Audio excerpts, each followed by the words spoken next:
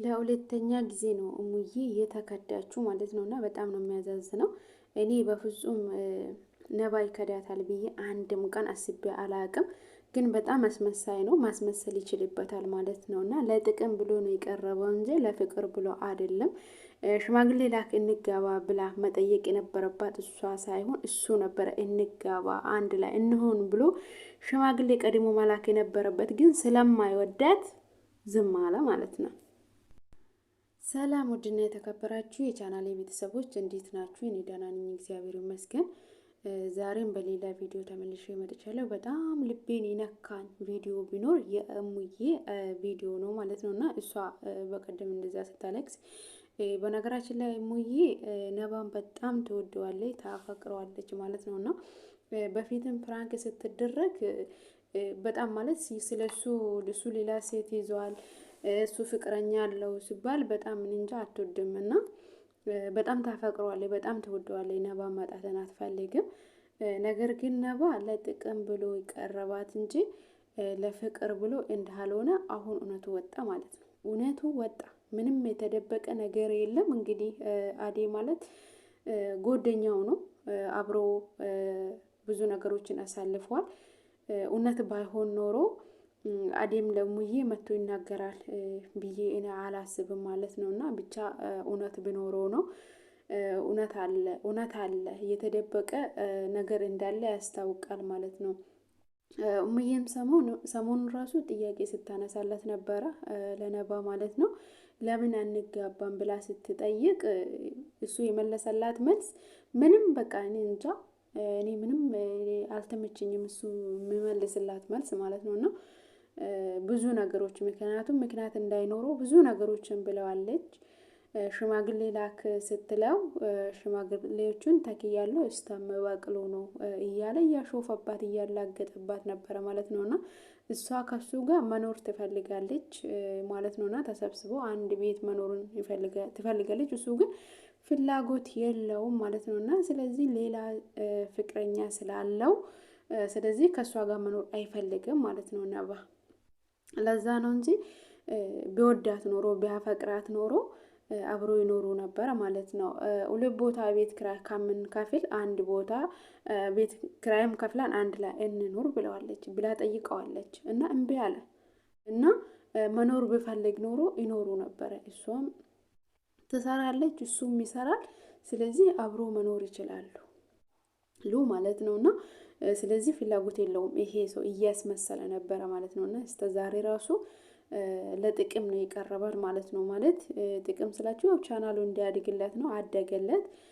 ለዛ ነው ዛሬ እንደዚህ የሆነባት ማለት ነው። እና ግን አንድ ጥያቄ የሆነብኝ ነገር አለ። እሱስ ምን መሰላችሁ?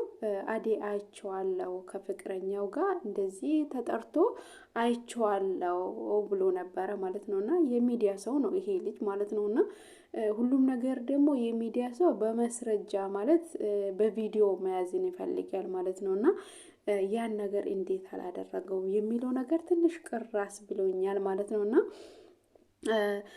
ነባና አዴ ጸብ አለባቸው ማለት ሳይጣሉ አይቀርም ማለት ነው። እና የሆነ በመሀላቸው ቅሬና ሳይኖራቸው አይቀርም የሚል ነገር በአእምሮ ይመጣዋል። እና ያ ትንሽ አጠራጥሮኛል። ያን ነገር እውነት ከሆነ በቪዲዮ ለእሙዬ ማሳየት አለበት እንጂ በምላሱ ብቻ ትንሽ ማመን ይከብዳል ማለት ነው። እና ትንሽ እዛ ጋር ትንሽ ቅር ብሎኛል። ሲጀመር ግን ነባ ደግሞ እሙዬን እንደማይፈልጋት በእርግጥ ያው ከንግግሮቹ ያስታውቃል። ከንግግሮቹ በደንብ ያስታውቃል ማለት ነው። ምክንያቱም ሽማግሌ ላክ ስትልም ሌላ ምክንያት ነበረ ሲያቀርብላት የነበረው። ማን መከረሽ ምናምን እንደዛ ነው እንግዲህ።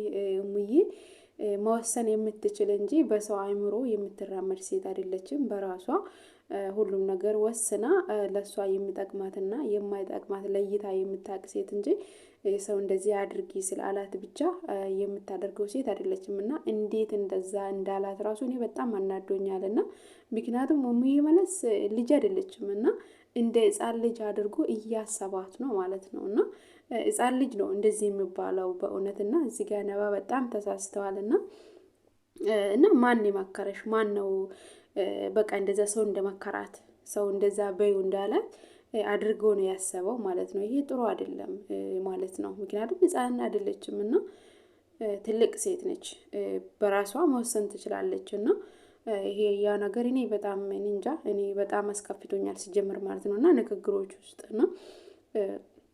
እና ነባ በአጠቃላይ እኔ እንጃ አሁን ወዳታለሁ ብሎ ራሱ ቢመጣ እኔ እንጃ እኔ በበኩሌ እኔ አልቀበልም። ይቅርታ አድርጉልኝና እኔ አልቀበልም።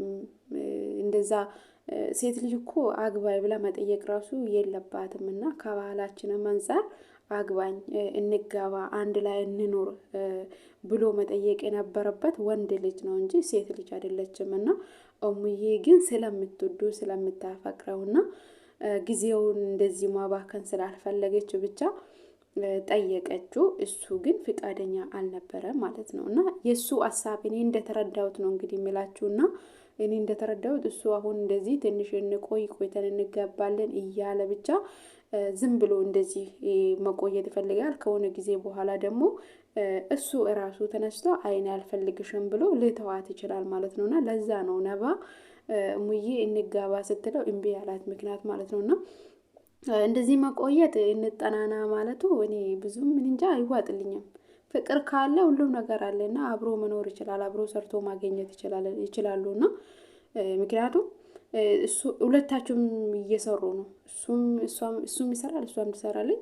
ስለዚህ የአንዳችሁ የቤት ክራይ ከሆነላችሁ ማለት ነው እውነት ተጋቡ። ከምትዋደዱ ከሆነ ተጋቡ። ግን ያው ነባ ትንሽ ያጠራጥራል እንጂ አንዳችሁ የቤት ክራይ ከከፈላችሁ ሁለት ቦታ ምን ያስከፈላችሁ? አንድ ላይ ብትሆኑ እናንተ ከተዋደዳችሁ ከተፋቀራችሁ እኮ ሌላው ነገር ሀብትም ይመጣል እኮ። ስንት ሰው እኮ ምንም ሳይኖራቸው ተጋብቶ ራሱ ዛሬ ባለቤት ባለ መኪና የሆኑ ስንት ሰው አለ። እና ሀብት ይመጣል ማለት ነው አብራችሁ ከሆናችሁ። ግን ነባ ለሙዬ ፍቅር የለውም። እሙዬ በጣም ትወደዋለች፣ እሱን ማጣት አትፈልግም ማለት ነው። እና ብቻ አይዞሽ ነባ ብሄድ ሌላ ነባ ይመጣል። ምንም ማለት አይደለም። እሙዬ ከዚህ በፊትም በመጀመሪያ ህይወቷም ተጎድታለች በፍቅር ማለት ነው። እና ይሄ ሁለተኛ ሲሆንባት ደግሞ በጣም ከባድ ነው ማለት እሷም ያልጠበቀችው ነገር ነው። እና እሱም ሚዲያ ላይ የመጀመሪያ ጊዜ ላይ ስናገር የነበረው እንደማይተዋት እንደማይክዳት አድርገው ነበረ ሲያወራ ነበር ማለት ነው። እና አሁን ግን በጣም ነው የተቀየረበት፣ በጣም ማለት ነው በጣም። እና ሽማግሌ ልከ መጋባት አለባችሁ እንጂ እንደዚህ እንቆይ የሚለው ነገር እኔ ምንም አይዋጥልኝም ማለት ነው። እና ከተዋደዳችሁ ተጋቡ። ለዚህ ቻናል አዲስ የሆናችሁ ሰብስክራይብ አድርጉ። ሰብስክራይብ አድርጋችሁ የምትከታተሉ ከልብ አመሰግናለሁ።